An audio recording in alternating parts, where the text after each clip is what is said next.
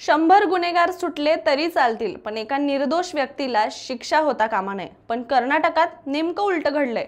सुरेश एक आदिवासी तरुण ज्याचं आयुष्य एका सांगाड्याने उद्ध्वस्त केले। 2021 मध्ये कुशलनगर तालुक्यातील बसवनहल्ली या छोट्याशा गावातल्या सुरेशचं आयुष्य अगदी शांतपणे सुरू होतं। पण एक दिवस अचानक त्याची पत्नी मल्लिगे ही बेपत्ता झाली। पत्नी बेपत्ता झाल्याची सुरेश पोलिसात तक्रारही देतो। पोलीस शोध सुरू करतात, मात्र तिचा थांग पत्ता लागत नाही। काही दिवसांनी शेजारच्या जिल्ह्यात एका जंगलात एका महिलेचा सांगाडा सापडतो। पोलिसांना वाटतं हा तिचाच मृतदेह असावा। कोणताही डीएनए टेस्ट नाही, कोणतीही वैज्ञानिक खात्री नाही, फक्त एका सांगाड्यावरून पोलिसांनी सुरेशवर ठपका ठेवला की त्यानेच पत्नीचा खून केला।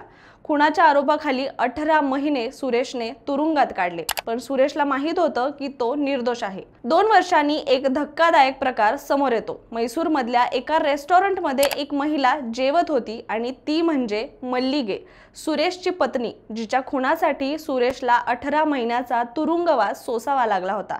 एप्रिल 2025 मध्ये म्हैसूरच्या 5व्या अतिरिक्त जिल्हा आणि सत्र न्यायालयाने सुरेशला निर्दोष मुक्त केलं, सन्मानाने सोडलं आणि 1 लाख भरपाईचा आदेश दिला।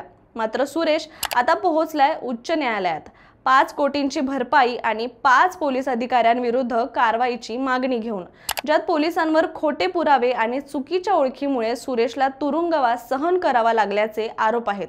सुरेश आता त्याच्या न्यायासाठी लढत आहेत। तुम्हाला काय वाटतं, यात चूक नक्की कोणाची आणि सुरेशला न्याय मिळेल का? कमेंट करून नक्की सांगा।